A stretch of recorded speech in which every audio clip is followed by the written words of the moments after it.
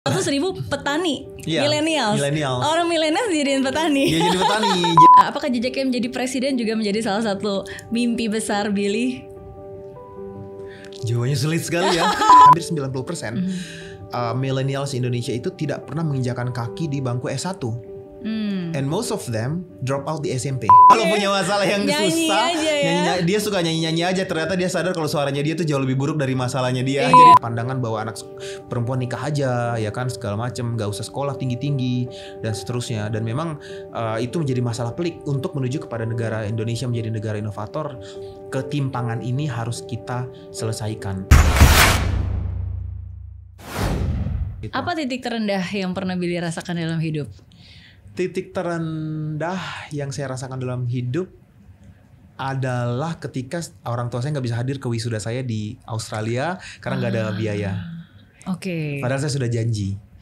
Terendah karena saya udah janji, itu aja sih. Saya udah janji ke papa mama, tapi nggak bisa karena nggak ada biaya, karena tabungan saya nggak cukup. Waktu itu ada something happened, kalau nggak salah, jadi saya tidak bisa.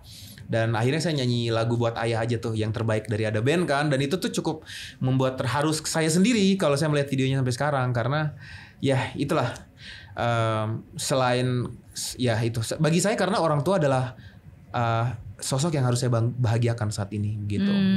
Ya memang mungkin kita nggak bisa memperpanjang usia orang tua kita karena itu di tangan yang di atas, tapi kita bisa meningkatkan kualitas hidupnya selama dia masih Selama ada. dia masih ada. Gitu. Ya, dan itu tanggung jawab kita sebagai Tanggung jawab anak. kita anak, Ya. dan ada berkatnya. Berkatnya banyak banget dari kita menyenangkan orang tua loh. Saya udah ngalamin sendiri. Tiba-tiba ditunjuk jadi staf khusus, tiba-tiba sekolah ke Harvard, dokter. Aku selalu melihatnya tarik balik sebagai berkat aku baik sama orang tua juga. Aku betul-betul memperhatikan mereka. Apa komentar mereka begitu akhirnya anaknya jadi sarjana? Itu pertama kali kan di Pertama keluarga kali dalam kan? keluarga kami, Iya. saya sarjana.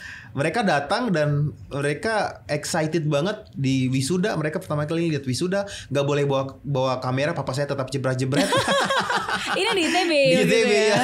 Oke. Jadi mereka sangat excited dan mereka bilang, gila, ini kebanggaan keluarga sekali. Semoga kamu bisa menginspirasi lebih banyak anak lagi gitu. Oke. Apa nasihat yang paling diingat dari orang tua untuk Billy? Nasihat yang paling saya ingat dari ayah saya adalah hidup ini untuk melayani. Jadi lakukan dan manfaatkan hidupmu untuk membuat perubahan dan dampak, dan kamu akan memperoleh kebahagiaan yang tidak pernah habis gitu.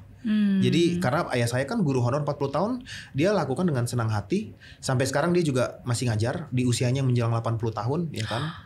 Wow, masih ngajar. masih ngajar dan ngajar di yayasan kami juga, dan juga dia pelayanan di penjara. Setiap weekend dia ngunjungin napi-napi dan membagikan makanan bersama mama. Wow.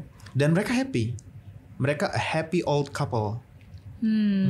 Iya, itulah ya sometimes apa ya, kebahagiaan seseorang itu tergantung ya bagaimana dia bisa memaknai hidupnya. Iya, dan betul. dia tahu exactly gitu apa yang penting dalam hidupnya. Iya, betul sepakat. Jadi dan ketika, kalau dari filosofi ayah saya itu adalah ketika orang lain bahagia tuh bahagianya nular ke kita dan 2 kali lipat. Misalnya nih, saat kita orang lagi nggak ada duit, lapar banget, lalu kita ngasih dia makan, dia kenyang, happy dia kan, happinessnya dia yang kita rasakan tuh nanti 2 kali lipat.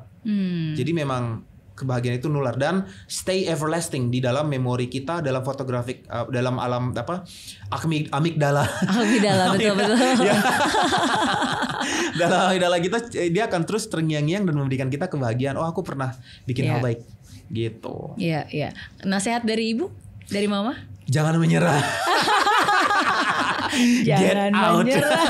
Go. Kayaknya mama yang lebih galak daripada papa ya. Iya ya. Iya, tapi aku memaknai gesturnya gitu. Jangan pulang, cepat kerjain. Itu artinya don't give up, jangan menyerah gitu. Jadi mereka galak cuma ke Billy doang atau ke adik kakak yang lain ya, kan 5 bersaudara kan kamu? Iya, ke semua 5-5-nya galak banget yang. Oh iya. Galak abis ya. Oke. Jadi itulah ya tough love-nya tadi, tough love, ya. Tough love. Oke. Nah sekarang kan udah banyak hal nih yang dilakukan oleh Billy. Apa mimpi-mimpi selanjutnya yang pengen Billy raih? Mimpi-mimpi selanjutnya yang pengen aku raih adalah aku pengen mengembangkan Yayasan Kitong Bisa ini menjadi sekolah yang memiliki kurikulum yang dapat menjadi acuan buat sekolah-sekolah lain tentang bagaimana mendidik manusia, memanusiakan manusia untuk menjadi manusia yang seutuhnya berdasarkan kurang dan lebihnya. Terdengar sangat pedagogikal ya, pedagogikal dan sangat filosofis. Yang kedua, saat ini aku juga sedang mendorong terbentuknya informal learning centers dari Sabang sampai Merauke agar bisa memberikan akses kepada anak-anak dari underprivileged. Definisi underprivileged adalah mereka nggak punya supporting system untuk pendidikan mereka. Jadi supporting system itu apa? Baik financial maupun orang tua yang mampu menyemangati mereka atau mendidik mereka. Jadi informal learning centers ini saya kejar untuk berdiri di banyak tempat di provinsi, dan saat ini kita sedang diskusi dengan berbagai pihak untuk melaunchingnya. Khususnya di daerah-daerah yang terluar. Indonesia Timur ya, kayaknya memang yang kayak Kitong Bisa pun juga sebenarnya awal mulanya lebih banyak dialokasikan untuk Indonesia Timur. Yes, betul. Di Indonesia Timur. Oke. Ya karena mungkin ya disitulah yang benar-benar dibutuhkan ya. Exactly, ya dibutuhkan, dan itu yang dibutuhkan negara kita menuju kepada negara maju nanti. Kita membutuhkan 2030 diperkirakan Indonesia akan menjadi negara kuat, salah satu dari 5 negara terkuat di Indonesia, as long as Human Development Index kita berada pada rate yang sekarang, dan kita menuju kepada level sekarang kita di negara kelas menengah. Kita mau shifting ke negara maju nih. Untuk ke negara maju itu butuh inovator-inovator. Kita harus dari service based menjadi ke technology based, kayak gitu kan. Nah, itu butuh manusia-manusia. Yang menjadi permasalahan adalah milenial seperti saya dan Mbak Mary, asik, yang amin, milenial selamanya tuh, yang memiliki akses terhadap sekolah, privilege. Jumlah kita tuh ada 60 juta orang yang memiliki akses terhadap sekolah, itu hanya 13% sampai ke S1. Artinya 87-98%, sorry. Iya benar, 87, 88%, hampir 90%. Millennials Indonesia itu tidak pernah menginjakan kaki di bangku S1. And most of them drop out di SMP.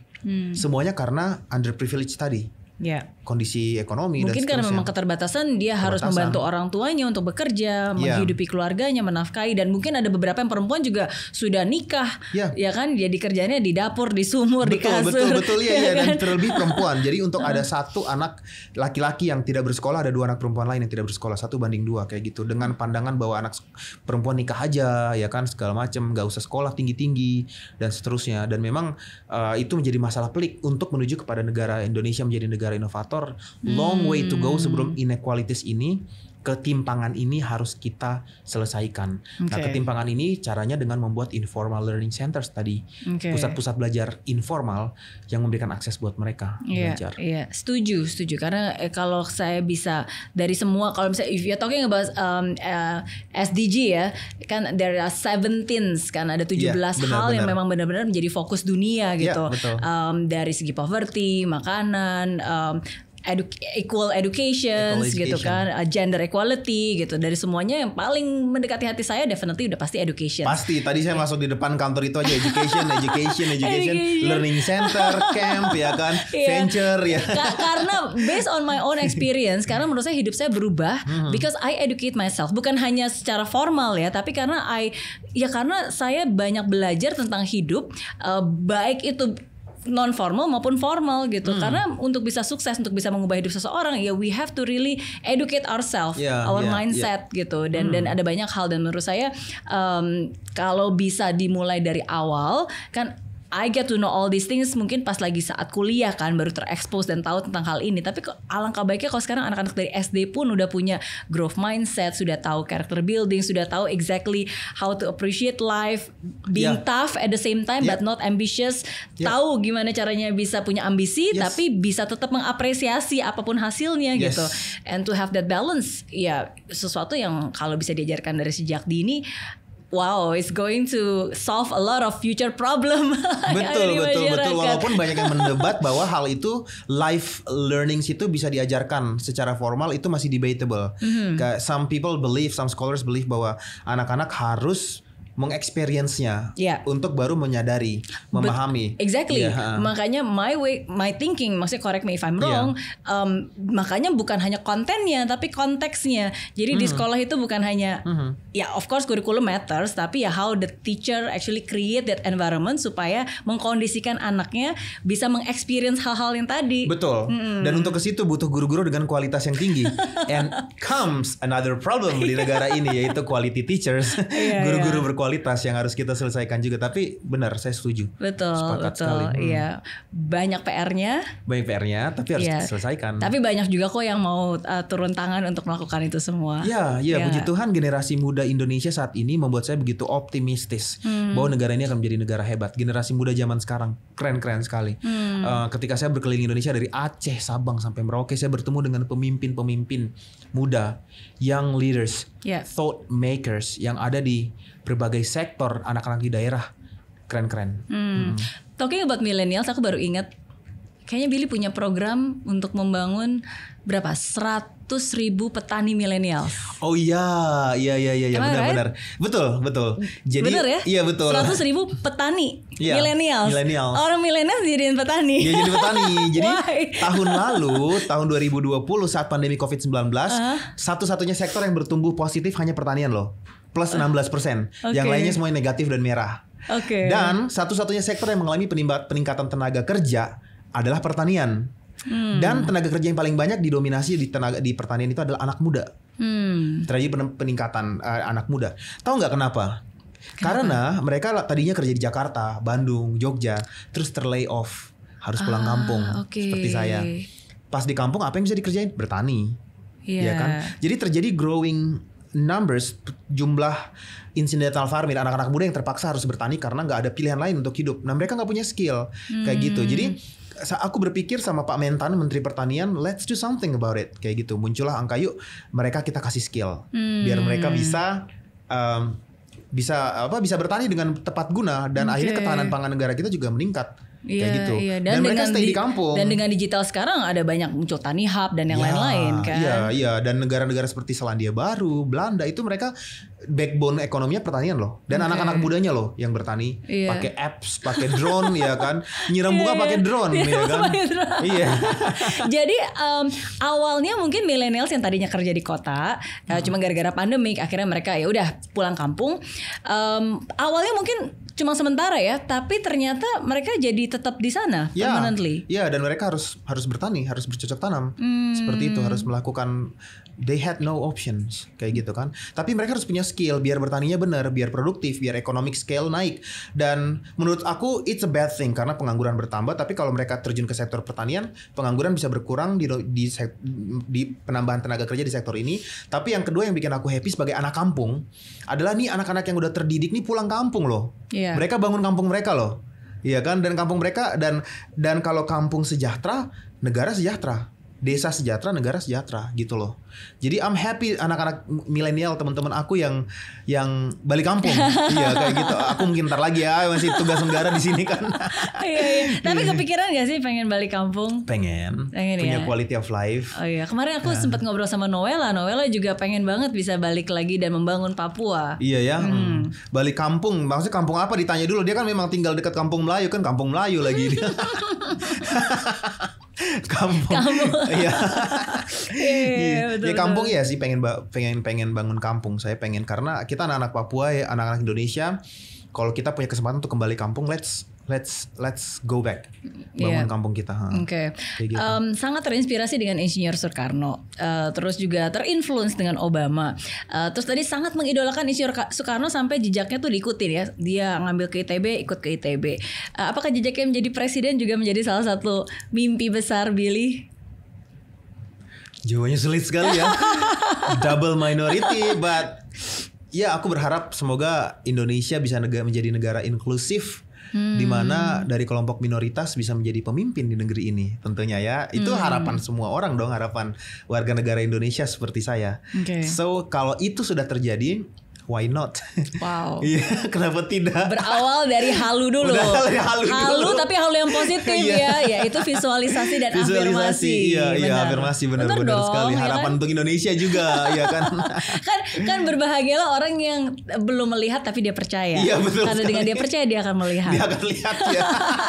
Bener loh, itu satu kalimat yang mungkin kesannya sederhana ya, tapi itu yang aku imani dan aku yakini di saat waktu itu masih belum siapa-siapa, makan roti di toilet gitu, tapi aku udah harus pokoknya ngebayangin bahwa saya harus percaya bahwa hidup saya akan jauh lebih baik daripada ini. Tapi justru dengan percaya ya kita akan melihat. Iya, sepakat. Jadi itu drive dari dalam ya, mendorong kita untuk membuktikan atau ngejar ke sana seperti itu. Betul. Apa yang selalu bisa nyemangatin Billy? Untuk saat ini adalah orang tua nomor satu. Jadi karena mereka masih hidup tapi mereka udah tua ya. Tapi itu selalu bisa menyemangati aku. Kalau aku down, aku telepon mereka, aku ngobrol. Yang kedua adalah orang lain yang membutuhkan, yang susah. Jadi ketika saya susah, saya selalu berpikir untuk melihat orang lain yang susah juga. Sehingga itu bisa menambah semangat bahwa saya bisa menolong mereka atau saya bisa keluar. Kalau mereka bisa keluar, saya juga bisa keluar dan saya bisa menolong mereka kembali. Kayak gitu kan. Sama kayak ada kata-kata lucu aku pernah baca di toilet di Inggris tuh kan, kayak yang dari Inggris kan. When I have a bad problem in my life, I always sing because after I sing then I realize that my voice is worse than my problem. Jadi kalau punya masalah yang susah, dia suka nyanyi-nyanyi aja. Ternyata dia sadar kalau suaranya dia tuh jauh lebih buruk dari masalahnya dia. Jadi dia happy lagi. Wow, tapi itu gak berlaku ke Billy, ya kan? Karena Billy ini juga pernah ikut Indonesian Idol loh. Gagal. Indonesian gagal. Ya memang Tuhan sengaja. Gak kayak Noella berhasil ya. Tuhan sengaja menggagalkan karena Tuhan punya tempat yang jauh lebih baik untuk Billy berkarya. Betul sekali. Ya. Betul. Dunia entertainment itu begitu kejam bagi saya. Lebih kejam dari dunia politik. Lebih kejam dari dunia politik. Dan bila aku berdiri tegak sampai hari ini,